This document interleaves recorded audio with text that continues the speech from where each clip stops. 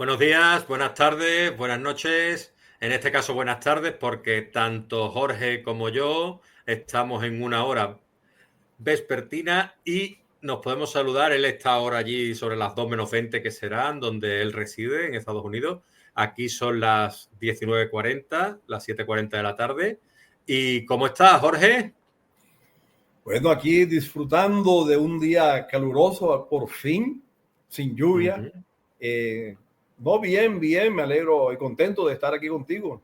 Estaba esperando con ganas conversar contigo en vivo. Hombre, eso es bonito. Estamos ahí. Vamos a darle caña al asunto y vamos a presentar a Jorge Giraldo. Jorge Giraldo, que tiene un currículum envidiable, es un escritor colombiano que está viviendo en Estados Unidos desde hace ya más de 2 décadas. Él es médico, biólogo, químico, docente y fotógrafo. Jorge ha publicado 2 obras que son muy distintas entre sí, pero a la vez complementarias y que están entrelazadas, porque ambas se refieren al ámbito, al sector de la salud. Tiene escrito Semiología Médica Práctica, un manual pensado para estudiantes y profesionales de la salud, y también Entre médicos y pacientes, que es su segunda obra, una novela que nos sumerge en los dilemas, vínculos y emociones que atraviesan el ejercicio clínico. En esta entrevista conoceremos más sobre su mirada médica, crítica y literaria, y como profesional de la salud, cómo dialoga con la palabra escrita y con sus pacientes. Jorge, ¿qué tal? ¿Vamos para adelante? Primera pregunta. Pues sí, vamos para adelante a ver cómo nos va. A ver si cómo sale el examen este que te he puesto. A ver, una pregunta. La primera, el examen es para mí, porque yo tengo que preguntarte, porque yo no sabía exactamente cuando me dijiste la palabra semiología. Claro, yo el lenguaje técnico no lo conocía. Entonces, ¿podrías explicarnos un poquito lo que es la semiología antes de empezar? Sí. La definición de la palabra semiología, una palabra de origen griego, es Ajá. el estudio de los signos y síntomas. Esto en Uh-huh. términos muy amplios. Sé que en arquitectura estudian semiología, me imagino, de lo que van a construir, de lo que están haciendo. En ingeniería también se usa ese término. Entonces hay que ponerle apellido y en este caso, como hablamos de medicina, será semiología médica. ¿Qué parte de la carrera es la semiología médica? Es aquel punto donde el estudiante de medicina empieza a aprender cómo es que va a enfrentar a su paciente, cómo lo va a interrogar, cómo va a ser, cómo ese conocimiento que el médico, ese muchacho tiene, va a relacionarlo con los signos y síntomas que el paciente le va manifestando, para luego hacer su examen físico, para luego llegar a un diagnóstico y entonces establecerle un tratamiento o hacerle los estudios que necesite para complementar, o si necesita de un colega especializado. Todo ese Uh-huh. proceso se conoce como semiología médica. Perfecto. Y una pregunta, ¿cómo surgió Semiología Médica Práctica, tu primera obra? Sí. Bueno, mira, como docente uno pues adquiere ya la rutina de preparar sus clases por escrito, se documenta, lee, se actualiza, qué sé yo, y va tomando notas. Cada clase, clase con clase. Luego, cuando está con los estudiantes y está en el proceso, especialmente en la parte práctica, uno se da cuenta qué forma mejoró, qué forma le fue bien al estudiante, qué forma fue un poco difícil para explicarle bien al estudiante. Entonces, esos puntos uno los va revisando y va puntualizando los buenos y corrigiendo los que no funcionaron. Eso se va acumulando, ¿no? Cada semestre volvemos al mismo tema, reviso mis apuntes, vuelvo y actualizo, corrijo, vuelvo a hacer más notas. Cuando vine a ver, tenía todo un compendio bien organizado, en orden. Y como ya teníamos un programa de trabajo, y esas clases estaban de acuerdo con ese programa de trabajo, lo fui sacando en limpio y se lo suministraba a mis estudiantes. Ellos felices. En esa época, pues, no existían, apenas aparecían las copiadoras, pero no existían internet, no existía nada de estas cosas que tenemos ahora. Entonces, ese material era valiosísimo para ellos. Lo copiaban y se lo repartían, en fin. Hasta que alguien dijo, profesor, pero ¿por qué no lo organizas? Haces tu librito y mejor nos da, en vez de dando hojita por hojita o clase por clase, ya tenemos el paquete. ¿Será? Total que me convencieron y lo hicimos. Se publicó y mira, mis estudiantes felices con el manual porque ya ellos sabían, como decían ellos, que como que ya me estaban leyendo la mente con lo que estaban leyendo ahí. Y hasta les iba mejor en los exámenes. Escuchaban tu voz y todo, ¿no? Mientras leían, ¿no? Sí. Entonces, y se lo pasaban de generación en generación de los estudiantes que iban pasando. Así que fue en ese momento, tuvo una gran acogida con los muchachos, mis alumnos, pero habían 2 facultades de medicina más. La voz se regó y pues se vendió todo eso. Así que así apareció esa primera edición. Y Luego, residiendo en Estados Unidos, ¿la tienes en español y en sí, inglés? En inglés. Sí, después me vine para Estados Unidos y acá no ejercí como profesor de semiología, y entonces eso quedó estancado, quedó en el olvido, allá en el cajón de las 16 años, casi 17 años viviendo en una casa. La vendimos y nos mudamos, y cuando tú sabes que uno se muda, aparecen un poco de cosas y entre esas me aparecieron unos 4 o 5 ejemplares de ese libro y me dio mucha nostalgia, me dio cosas y tal, y tú sabes, me puse a manosearlo, leerlo, ¿será que lo organizo? Y en fin, tomé la decisión de volverlo a hacer, tal vez no con la idea de publicarlo porque no tenía a quien ofrecérselo, pero dije, déjame llenarme ese ego, satisfacer dame ese gusto. Lo hice. Y alguien me dijo, no, pero tú puedes hacer la autopublicación en Amazon y tal. Me convencieron y lo mandé para Amazon. Y ahí está, mi libro ha tenido no la misma acogida de la primera vez, porque obviamente no tengo esos muchachos a quien ofrecérselo directamente, pero sí quienes lo han encontrado, le han parecido bien. Y entonces me cayó alguien encima, pero ¿por qué eres tan egoísta y no lo saques en inglés también? Ok, vamos a darle inglés. Y entonces sacamos la versión también en inglés. Tenemos español e inglés, la semiología médica. Perfecto. Tú estás en completa formación constantemente, ¿no? Totalmente. Acá, aunque ya no trabajo directamente con pacientes, sí trabajo con oficinas médicas, soy el coordinador de las oficinas, la parte médica de las oficinas, donde me toca estar asistiendo constantemente a simposios, a seminarios. De hecho, los médicos en la oficina prefieren que vaya mejor yo y ellos no dejar la oficina. La consulta. Y que cuando yo venga, pues multiplique con ellos lo que traigo. Eso me tiene bastante actualizado, muy actualizado. De hecho, cuando voy a Colombia, no he dejado de ejercer. Yo tengo mis pacientes de aquella época. Cuando voy, aviso que voy para allá y se me llena. Sigo activo allá, pues, por lo menos. ¿De qué zona de Colombia eres? Si puedes... Sí, no, claro, con mucho orgullo, de Barranquilla. Háblame un poquito de Barranquilla, porque llevas 20 años en Estados Unidos. ¿Echas de menos Barranquilla? Sí, claro, echo de menos mi calorcito. Barranquilla es una ciudad norteña, del norte de Colombia, caribeña, del Caribe colombiano, caliente, húmeda, extremadamente húmeda, muy alegre, como todo Caribe. Creo que también algo somos de ellos, la mayoría somos descendientes de la gente de Andalucía, y que también tiene ese espíritu. Yo soy de allí. Bueno. Yo soy de Cádiz. Yo soy de Cádiz.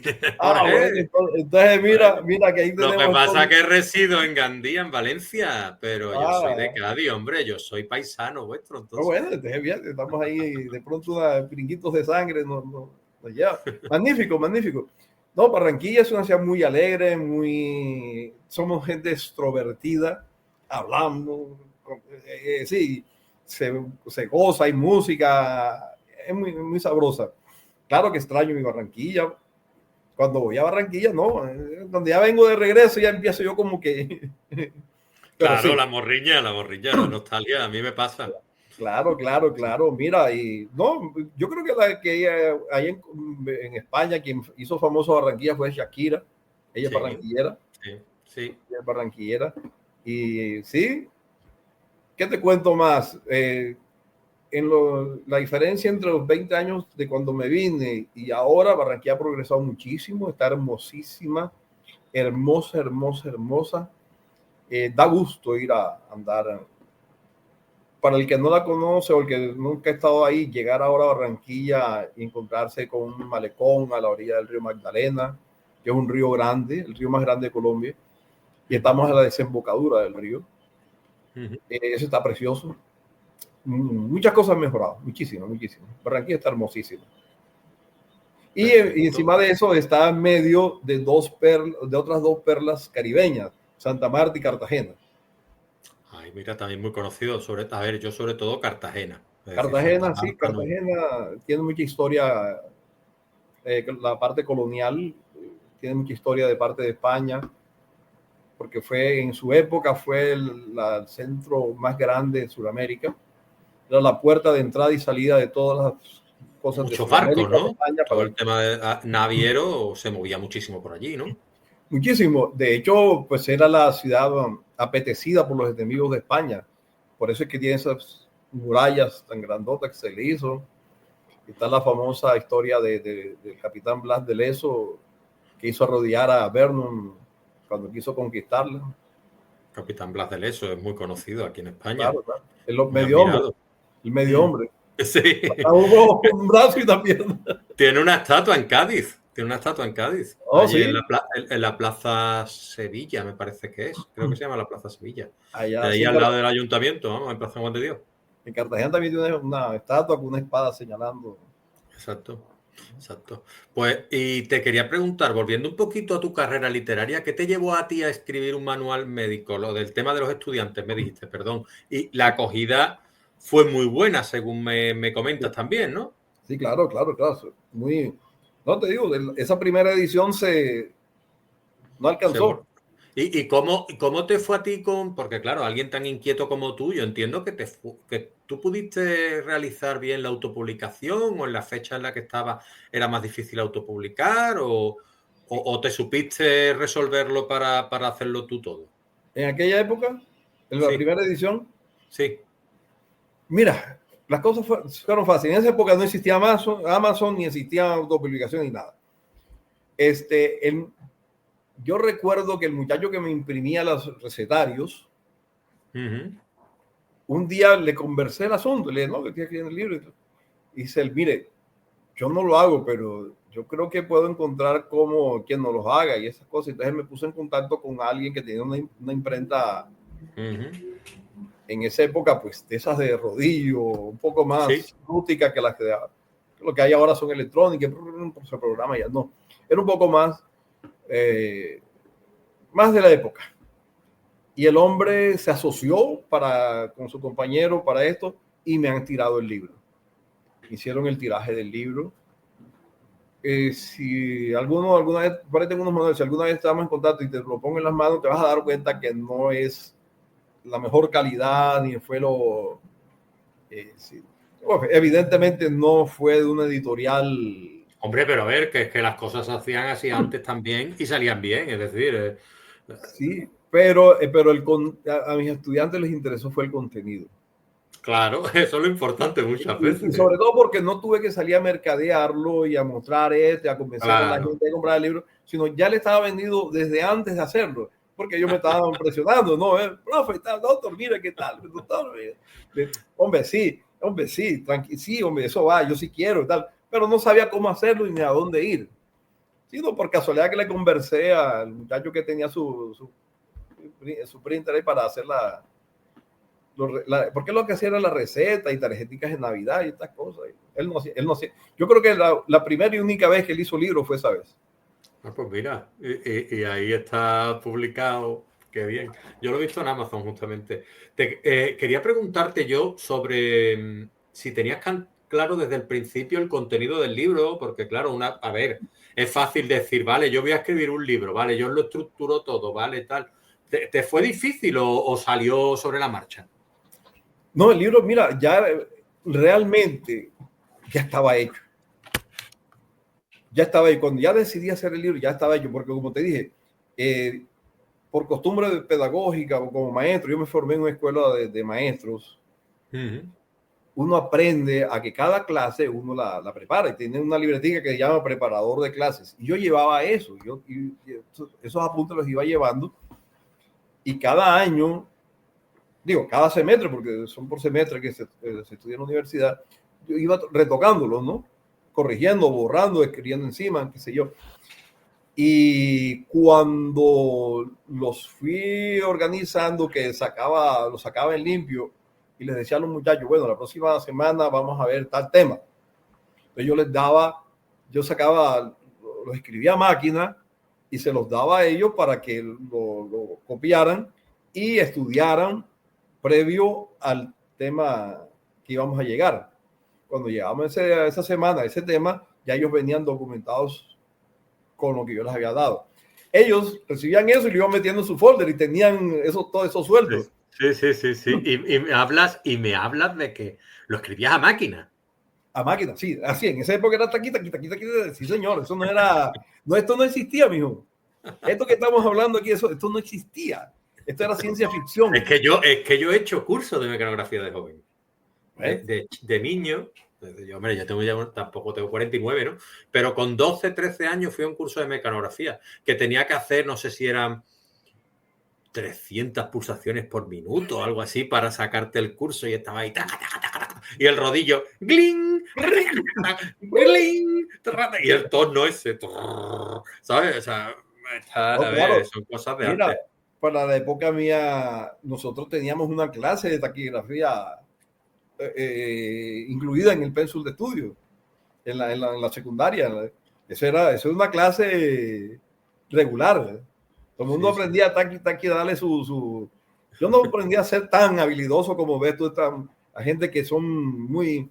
Pero me defiendo, es decir, no me van a dar trabajo por taquigrafía, pero sí, mecanografía, perdón, no es taquigrafía, mecanografía. Sí. Taquigrafía más para los juicios, ¿no? Era, ¿no? Es mi mamá era la que hacía eso en comercio. Sí.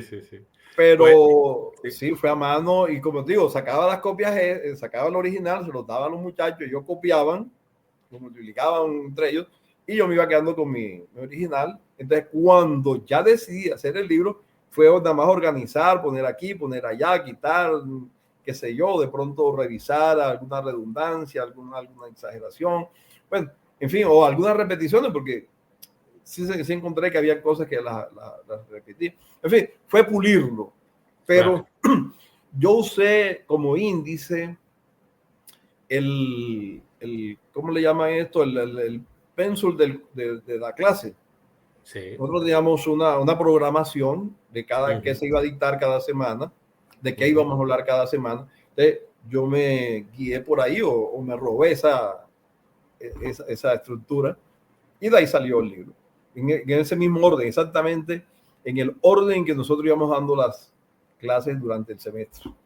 Muy bien, a ver, me gusta mucho, me da, porque yo soy docente a fin de cuentas y tengo formación académica de profesor. Yo estudié filología inglesa, yo soy licenciado, no soy graduado, soy licenciado. O sea, imagínate, de lejos, ¿no? De licenciado, claro, ya eso no existe. O sea, tú te pones que eres licenciado y dices que graduado se dice. Graduado, sí, porque Antes Entonces, era el título que le daban a uno, graduado. sí. Y el curso de actitud pedagógica también, que tampoco existe ahora, que ahora se hace, no sé si es un máster o algo diferente. Es decir, ahora se hace una especie de máster y antes era un curso de 8 meses. Pero bueno, la pregunta iba por cómo pasaste del tono más académico del manual o del ensayo, de la narrativa más técnica a la más emocional y literaria de Entre médicos y pacientes, tu segunda obra, que es una novela. ¿Te resultó fácil, difícil? Como que son dos caminos paralelos, separados en cuanto a la idea, ¿no? El libro fue, si me permites la expresión, no me equivoco al usarla, el libro fue algo como una generación espontánea, se formó por él mismo, ya se fue causando el mismo. La novela, por la parte literaria, yo creo que ese es un espíritu que todos los seres humanos tenemos inherente, en la que nos gusta contar cosas. A ti te pasa cualquier cosa buena o mala en el camino a tu casa, cuando llegas se lo cuentas a tu esposa, le dices, mira, me pasó esto, me pasó aquello, y tal. O qué sé yo, tu hijo se graduó, ayer fui a la graduación de un nieto y mira, en el camino me fui manejando una hora, que soy malísimo, no me gusta conducir, no me gusta. Y en el camino vi esto, vi lo otro, vi por allá, había una cantidad de cosas. En una parte me tocó parar un rato porque empezaron a cruzarse unos venaditos. Entonces, cuando llegué a la casa con mi hija a contarle todo eso que en el camino. Entonces, pero son cosas que como que son triviales, ¿verdad? Pero ya la parte esta de las historias médicas, hay momentos en que uno siente eso por dentro, de que este paciente me tiene tensionado porque yo a ver qué hago con él, cómo hago con él, no me está resultando lo que estoy haciendo o está muy mal y yo no quiero quedarme con él solo. Sí. Entonces, pues, en ese caso,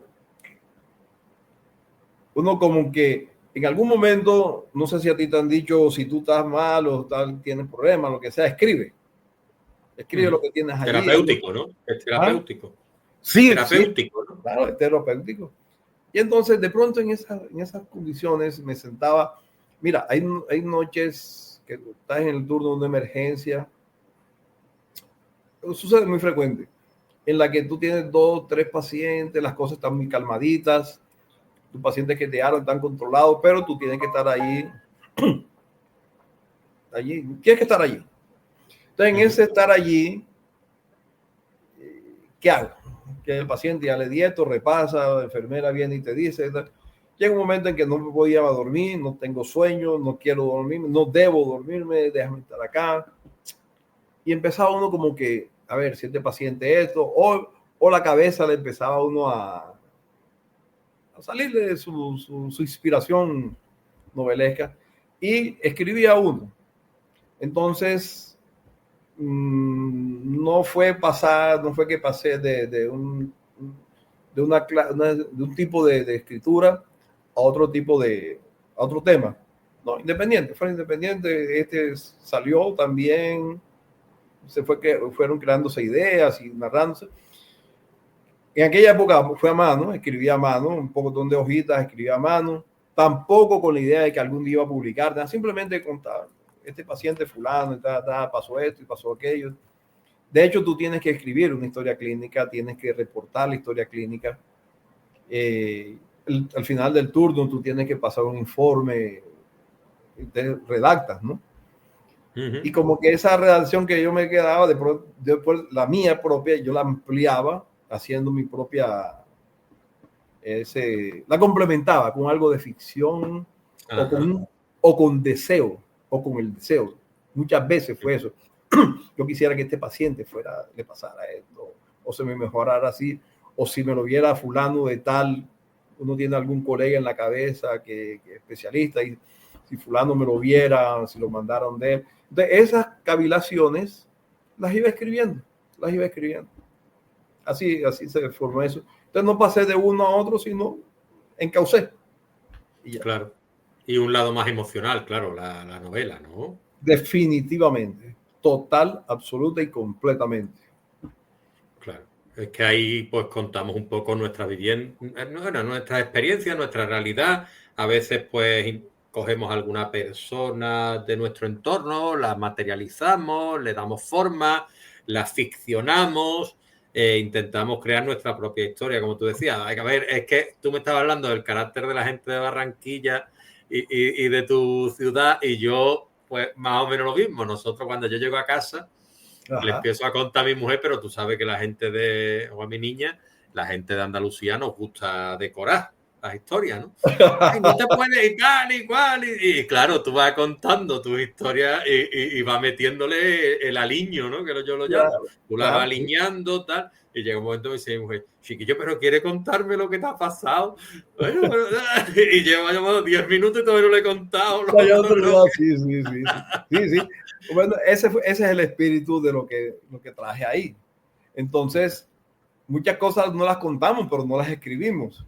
Sí. Pues esta vez empecé a escribir y claro, fui selectivo, ya no contaba cualquier cosa, sino que fui contando aquellas que de alguna manera impactaron más que otras, o aquellas que la recordaba más, o bueno, alguna razón. De hecho, muchas no, algunas de ellas no me sucedieron a mí.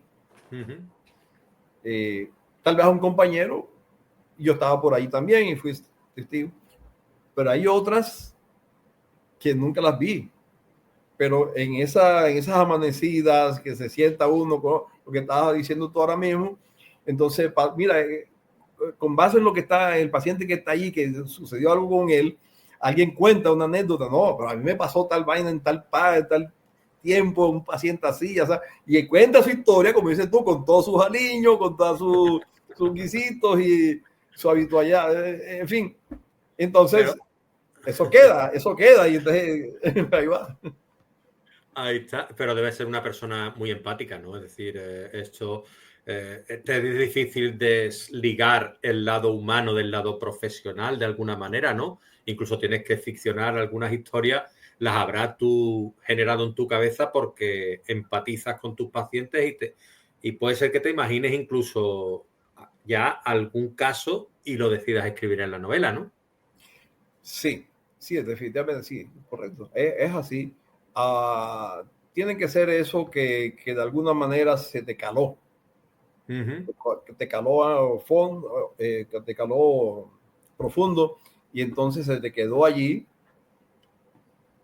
Vale decir que muchas de estas historias pasaron 30 años atrás. Luego, no, muchas de ellas no las recuerdo textualmente como pasaron en ese momento.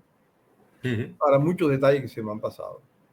Pero todos esos detalles fueron suplantados, fueron rellenados con la parte de la ficción que conlleva a la obra, ¿no? Yo creo que es mejor, ¿no? Es decir, olvidarte un poco, distanciarte un poco y ya tú decir, no saber perfectamente los diálogos que has hablado y decir, bueno, pero ¿y si cambio esto y si pongo esto, no? Totalmente. Si tú tienes la idea, tú como que me quieres copiar me quieres copiar. A ver, yo tengo un amigo que tiene una camiseta que dice, todo lo que digas podrá ser utilizado en mi próxima novela. Entonces, ahí hay que tener cuidado. Ya veo, ya que, oye, estamos en la misma sintonía, parece que fuéramos... Perfecto. Mira, ¿qué mensaje quieres dejar tú? ¿Qué pozo quieres dejar en los lectores de este libro? De médicos, sí, entre médicos y pacientes. Sí. Bueno, mira,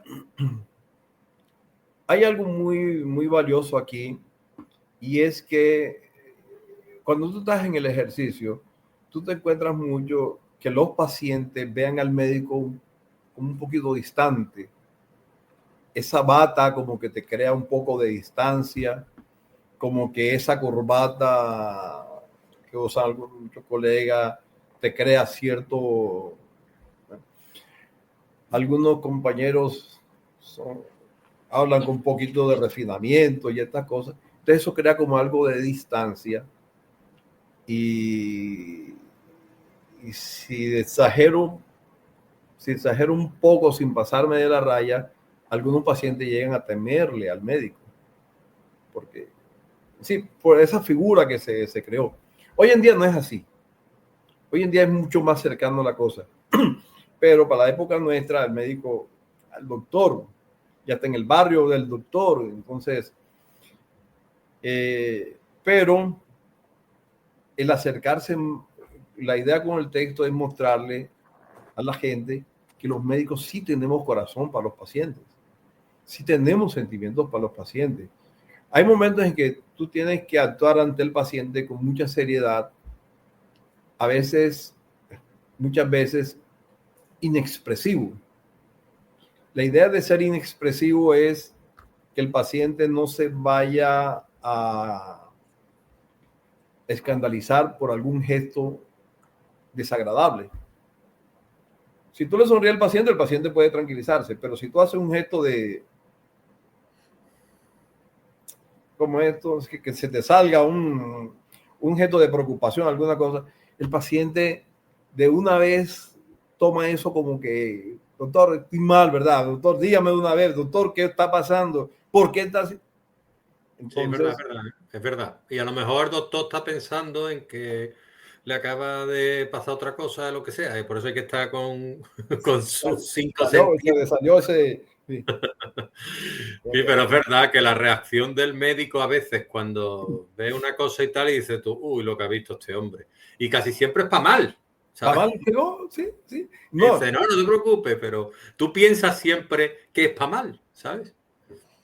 Leo, hay una idea que tengo clara y que traté siempre de infundírsela al personal que trabaja conmigo, y hay que entender que un paciente no está feliz.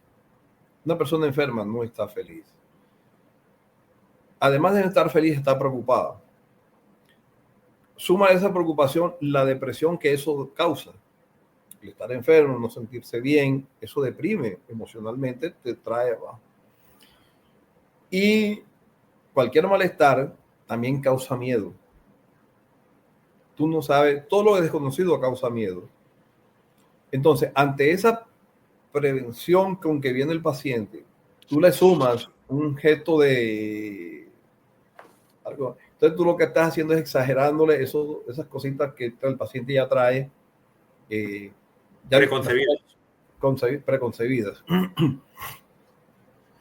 Entonces, hay que tratar, sí, como que mi idea aquí es mostrarle al paciente que el médico tiene su corazoncito, que no importa que se te esté viendo como que muy serio, sí está preocupado por ti, sí quiere lo mejor para ti, está pensando en lo mejor para ti, está buscando, explorando cabeza o qué sé yo, para mostrarte, para ver qué te trae para mejorarte lo que tienes. Muchas veces se te puede escapar, porque se escapa. Como dices tú, de pronto está pensando en otra cosa o en lo mismo, o lo que vio es malo, o lo de que verdad vio, es malo. Claro. De pronto lo que vio es malo y se te fue. Mira, en la academia nos enseñan, por ejemplo, cuando una mujer está embarazada y le estás haciendo el control prenatal. En aquella época usábamos, ahora hay un aparatico que se llama Doppler y pum, pum, pum. Pero en aquella época usábamos una campanita que se la pegábamos en el abdomen a la mujer y escuchábamos. La recomendación que nos daban en la academia es que colocaras la cabeza mirando hacia los pies de la paciente, no hacia la cabeza del paciente. O sea que si tú escuchabas algo que no iba y se te salía algún gesto, la paciente no lo fuera a ver. No lo viera. Así es con todo el resto de cosas. Y no es que el médico use una máscara, no es que el médico se ponga una máscara, no es una máscara. Es una protección para el paciente. Es una protección para el paciente. Sí, lo ha explicado fenomenal. Me he visto reflejado porque cuando alguien va a una consulta va preocupado, ¿no? Nadie va al médico por gusto. Entonces al final, ¿sabes? Entonces al final va preocupado y dice tú, además, yo voy con respeto como para cualquier otra persona, pero es que lo estás definiendo estupendamente. Aquí en España, una generación más arriba mía, es decir, la generación de mis padres, Hace 50 años, el cura, el médico, la autoridad, el maestro, el maestro y el alcalde, eso era lo supremo, intocable, ¿sabes? El lo maestro, supremo. si te pegaba 2 reglazos, te los iba, y mejor no lo dijera en tu casa, a ver si te cogía de la oreja. Y pídele perdón al maestro, ¿sabes? Pero a ver, yo creo que es mejor lo de ahora, evidentemente, con respeto y también que estamos hablando de una persona formada y que nos puede dar un criterio y demás. Y, claro, respeto al maestro, a toda persona, que tampoco Leo, ¿no te está llegando bien el audio? Sí, sí, yo te escucho. ¿No me escuchas bien? No te escuché bien. La última parte Ah, no te vale. la escuché bien. No, que digo que con respeto para todo el mundo, es decir, tanto para el maestro como para el profesor, como para la vecina. Todo el mundo necesita un respeto, pero que está bien, es decir, pero en un término medio tampoco hay que...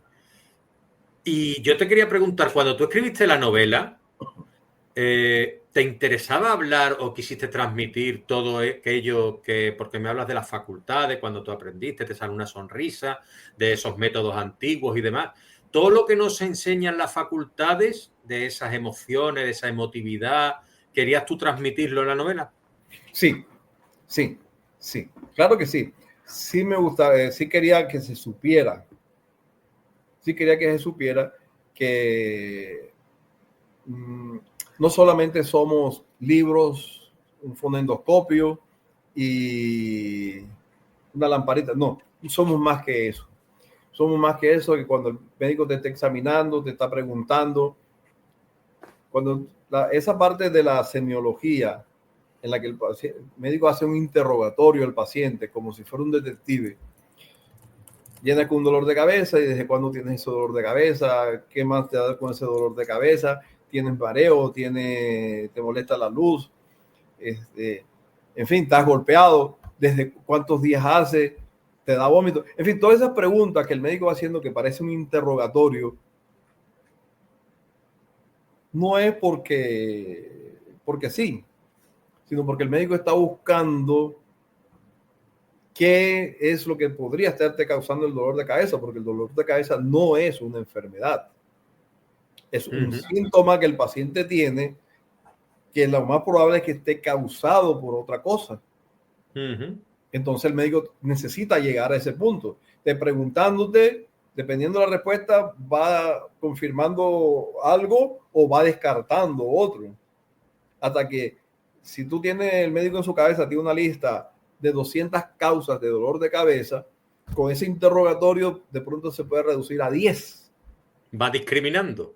Va discriminando, va seleccionando, y entonces cuando ya llegó a esas 10, ya esas 10 saber qué examen físico debería hacer, a ver qué descarto o con qué me quedo. Entonces de esas 10 me quedo nada más con 2 o 3, que ya no pude, las 3 se me cruzan. Porque y eso es parte de la semiología, ¿no? Como tú... Eso es semiología. Eso Perfecto. Es semiología. Es para saber yo que lo entiendo, vamos, ¿no? Sí, eso es la semiología. Entonces, a veces el paciente se siente incómodo, pero ¿qué tanto pregunta? ¿Qué tanto no me examina? No, es que necesito preguntarte para poder saber dónde te voy a examinar. Porque de pronto, sin darte cuenta, el dolor de cabeza no es un dolor de cabeza mismo, sino un problema digestivo. O puede venir del oído interno o de la cervicales. ¿Y de un ojos, problema digestivo puede llegar a venir un dolor de cabeza? Sí, claro. Un problema digestivo te puede producir un dolor de cabeza. Se refleja de alguna manera, ¿no? Te llega así y te produce... Claro. Antes me comentabas que, claro, que un paciente cuando llega a tu consulta, evidentemente porque está preocupado, puede llegar incluso deprimido, porque estén haciéndole pruebas y tal. ¿Cuánto puede llegar a influir lo que es el estado emocional en el estado físico? Muchísimo.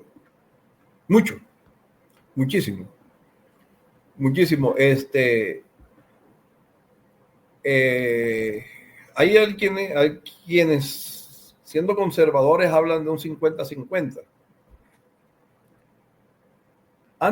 Fíjate tú que mucho antes de ser médico, todavía siendo muy joven, muy niño, tal vez. Yo recuerdo que mi abuela nos contaba que mi abuelo, estando una vez muy enfermo, bastante malito, encontraron la forma de llevarle el médico a la casa.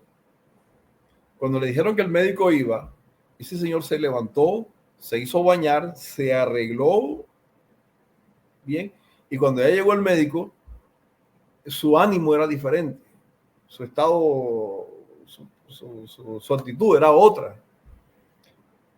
Yo en ese momento no entendía. Yo oí el cuento y entonces mi abuela hablaba un poco despectivo de eso, diciendo, fíjate, eso es apenas viola, ya una vez, ya con eso, decía el médico que él no tenía nada. Pero no, después cuando estamos ya en la facultad de medicina, entendemos que sí, sí. Y mira que es tan influyente que la empatía que hagas médico-paciente te garantiza más del 50% de la mejoría de ese paciente. Número uno, lo más probable es que ese paciente te crea. Al creerte, te va a seguir las recomendaciones lo más puntual que sea capaz. Se va a tomar sus medicamentos. Hay gente que dice, no, a mí no me gusta tomar medicamentos, pero como ese médico me lo mandó, cumplen con eso. Sí, la parte emocional es, uff. Además, recuerda que nosotros estamos formados en nuestro ciclo circadiano, te libera hormonas y endorfinas que te levantan y te suben el ánimo.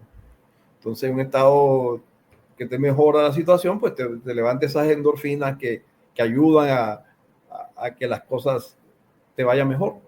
Es que me ha llegado a pasar a mí que se acerca la cita y como te vas poniendo mejor a veces, ¿no? O sea, a mí me pasa esas cosas, es decir, a lo mejor me duele la rodilla y digo, y voy al médico y le digo, estoy mejorcito ya, 2 días antes, ¿sabes? Pero, y después me vuelvo a doler otra vez, pero bueno, la cuestión es que a lo mejor mejoro, digo, bueno, en fin, serán cosas mías de la cabeza. Sí, no, sí, pensando en que vas donde alguien que te va a ayudar a solucionar. No, a mí se me quitan los dolores de muela cuando cuando me habla de que ir al dentista. A mí se me desaparece. Pero eso es por terror. Nadie, yo no sé por qué a nadie le gusta ir al dentista. Yo le tengo terror al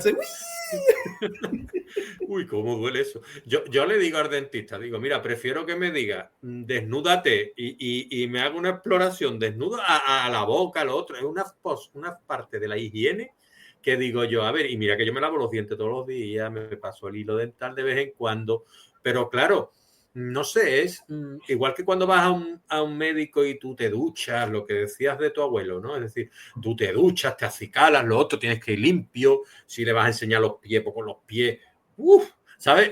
Tal, pues la boca es lo mismo, claro, y como a lo mejor de pequeño, uno no se cuida, o sea, yo no me cuidé la boca tanto de pequeño como me la he cuidado a partir de los 15, de los 20 años, 15, cuando empieza a salir con las niñas, los otros, no sé qué, antes era más chuchería, ¿sabes? Pero al final tenía que ver con lo que tenía que ver, ¿no? Pero se cuida más uno, ¿no? Porque quiere gustar y demás, ¿no? Pero claro, es llamativo lo que me decía. ¿Y qué te costó a ti más escribir? ¿La novela o el manual? La novela entiendo yo, ¿no? Porque claro, el manual ya venía escrito casi, ¿no? La novela.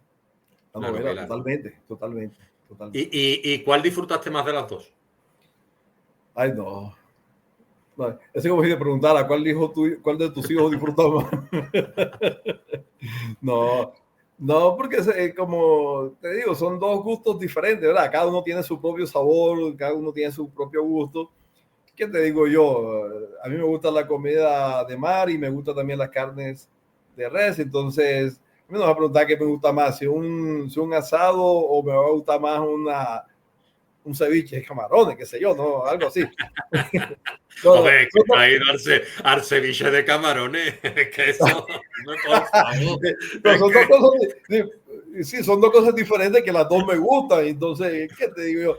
Imagínate que tú llegas a un sitio, un barbecue, algo de una familia, y te digan, mira, aquí hay el asadito y tal, ¿cuál vas a querer tú? Y tú miras para allí, miras para acá y te quedas loco.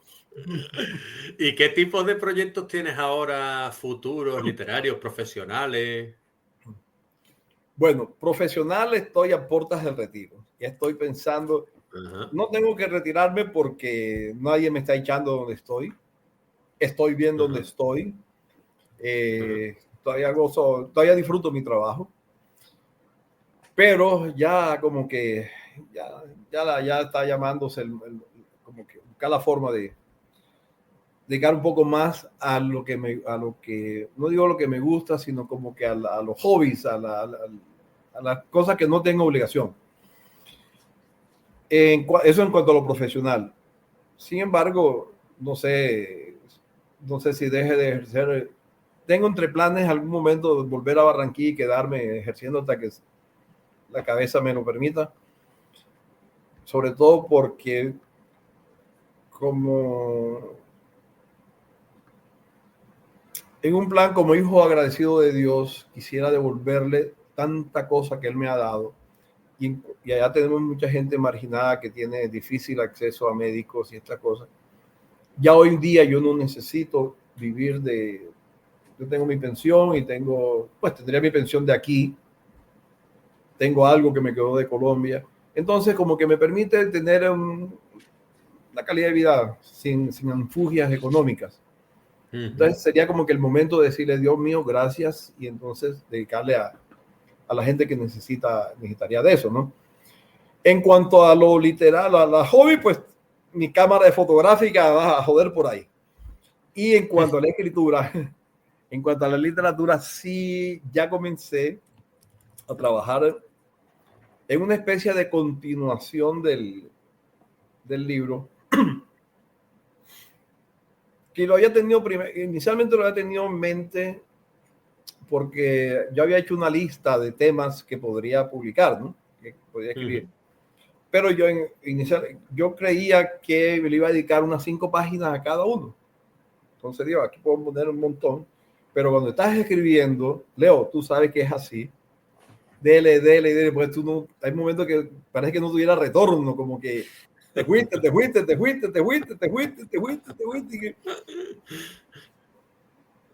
Entonces me quedaron varios temas allí guardados que me gustaría también a ver qué también me va con este y entonces decir, bueno, esos van también. Pero ahora, sorpresivamente, me he encontrado con que conversando con gente que ha leído el libro, te me han preguntado, ay, ¿qué pasó con tal? ¿Qué pasó con aquel? ¿Ha sabido más? ¿O por dónde va? Y sí, hay unos que sí sé qué pasó después. Ya no tanto como paciente, sino ya como persona, ya para dónde cogieron, por dónde le fue, y como que estirarlo un poquito, ¿no? 2 o 3 capítulos de esto, estirarlo un poco más y completarlo con algunos de los que me quedaron todavía guardados. Estoy trabajando en eso ya. Muy bien. Y háblame de la fotografía, porque yo sé que eres un apasionado de la fotografía y quería preguntarte un poco que me hables de esa pasión de la fotografía. Sí, un hobby. La fotografía, cuando joven, en algún momento, hace muchos años, Leo, cuando la fotografía era análoga de rollos. Sí, yo vengo de una familia bastante humilde, entonces tocaba rebuscarse, ganarse la vida como por donde tuviera chance. Y en una de esas alternativas que tuve fue la fotografía. No recuerdo cómo me apareció una camarita, se me borró en la historia cómo conseguir una camarita, pero sí sé de un compañero que él hacía fotos en la fiesta y estas cosas, y tenía bastante clientes, entonces me llevaba también para que lo acompañara, o si él iba a una, yo iba a la otra, en fin. Pero más tarde ya me profesionalicé, me dediqué a mis trabajos, a mis cosas, y como que eso quedó ya guardado como negocio, sino nada por afición, a la familia, a tomarle fotos a los hijos, qué sé. Cuando me vine para acá, empecé a tener chance de comprarme cámaras un poco más adelantaditas, más actualizadas. Y nada, por gusto, Leo, por gusto. He comprado mis cámaras, he comprado una serie de lentes. Y cuando estoy de voluntad, un día bien que amanece bien asoleado, me voy a encontrar aves, qué sé yo, animalitos que ya empiezan a salir. Por ahí descubrí desde el año pasado una nidada de águilas calvas, del águila calva. He visto una foto tuya ahí en Instagram o un águila calva, ¿no? En tu perfil, ¿no? Quizás, ¿no? Sí, Es debe posible, haber. creo que sí. Sí. Creo que sí, creo que sí. Aparte de que estabas también en un barco, como No, capitaneando, no, ¿no? no. Como Eso, navegando, no, ¿no? no, eso fue allá en Barranquilla. No, no, en el río también tomando fuego. Lo que tengo es una cámara en la mano. Ajá. Sí, no, salgo a tomarle fotos. Ahorita estaba por ahí en YouTube, estaba viendo un muchacho español, por cierto, que estaba instruyendo cómo hacer macrofotos, fotos de cosas chiquiticas. Y yo Uh-huh. tenía ahí un lente que me había quedado y he estado ahora últimamente en esa necedad de salir temprano en la Uh-huh. mañana y entonces esos bichitos que tú a tomarle fotos ahí, pero por gusto, no porque lo tenga como trabajo especial, solamente cuando quiero o estoy con la idea de conseguir un lente nuevo o cambiar de cámara, que necesito el Uh-huh. dinero y no quiero coger dinero de lo mío, es que si me Uh-huh. pongo un poquito necio a ver quién le hago fotos de cumpleaños o de quinceañero, qué sé yo. Y entonces me gano algunos pesos, pero para comprar el equipo, ¿no? Pero nada más Más por eso. material, más material, lo recicla el dinero. Sí, pero por eso, no porque viva de eso, al contrario. Yo digo que el día que viva de eso no me van a salir tan bonitas las fotos. Pero, Y nada, ¿algún consejo a los profesionales de la medicina que estén pensando en escribir un ensayo, un manual, una novela, pero que aún no se han atrevido a hacerlo, ya sea por edad o porque no han podido dar el paso? sí, no, hombre, que se animen, que le den rienda suelta porque hay muchas historias buenas. Te dije que ahí en lo que publiqué hay un par de historias que no me sucedieron a mí, que alguien las contó allí y de tal manera que me quedaron para ahora publicarlas. Y más de esas historias escuché bastante más y todavía sigo escuchando más. Eh, curioso, uno de los que más me cuenta, pero no me atrevo a robarle sus ideas, es mi hermano. Mi hermano él es médico Ujú, psiquiatra. Entonces imagínate, ahí tiene ujú. bastante material para hablar de sus loquitos. Y él me cuenta, no, que fulano, por ahí, el otro día le estaba diciendo que quería contar una anécdota que me dijo de un muchacho que lo estaba atendiendo en el consultorio y por alguna razón lo llamaron. Y él tuvo que salir un Ujú. momentico y cuando regresó encontró los lentes de él, todo, todo enrollado, todo dañado. Y le dije, ¿qué interpretación le das a eso? Y dice, no, que eso es lo que quería hacer conmigo. Bueno, pues nada, yo ya, hombre, a ver, despedirnos, ya despedirme de ti porque ya te he robado casi una horita Ya, y pues, ya es una creo que hora. 53 minutos. Y nada, pues eso, agradecerte estar aquí, darte la enhorabuena por las obras y desearte el mejor futuro profesional y personal. Y ya puedes dejarte a ti, si quieres despedirte, decir lo que te apetezca. No, sí, no. Número uno, pues agradecerte a ti, devolverte el agradecimiento. Ha sido un momento pero muy agradable. De hecho, no me he dado cuenta que transcurrió tan rápido. Yo pensé que apenas estábamos haciendo el aperitivo, pero ya veo que estamos comiéndonos el postre. No, muy bien, Leo. Ha sido muy ameno, muy bueno, muy agradable. Y gracias por darme el chance de hablar de lo que me gusta, sin no Claro, tener que pues. hablar la conferencia esa toda estereotipada, sino hablar espontáneamente. Muchas cosas le he dicho sin pensarlas, sino se me salieron. Así que espero que no haya maltratado a nadie. A mí me ha parecido muy amena la charla contigo, porque a mí no me gusta llamar la entrevista. Yo intento mantener una conversación que, bueno, que nos sintamos, que nos podamos conocer un poquito más, que la gente que quiera acercarse a tu obra sepa por qué escribes eso, que te conozca un poco más y que al final, pues lo mismo que has hablado tú con tus pacientes y con tus alumnos, que lo hablas con un cariño especial y esa empatía, pues generarle un poco también con los lectores y con la gente que le gusta este tipo de entrevistas o este tipo de formatos. Y al final, pues bueno, estar ahí, que ellos estén acompañados por nosotros, uno de un lado del océano y otro del otro lado. Del otro lado, sí, del Atlántico. Nos cruzamos. Bueno. Colón se duró 3 meses, nosotros 50 minutos. Pero bueno, al final andaluces y colombianos por el mundo vamos de la mano. Así que perfecto. Perfecto, perfecto, Leo, perfecto, Pues muy, muchísimas muy bueno. gracias. Un abrazo y a cuidarse, ¿vale? Una preguntita, ¿te vas con el Dígame. Sevilla o con el Valencia? Bye bye. Hasta luego. Hasta luego.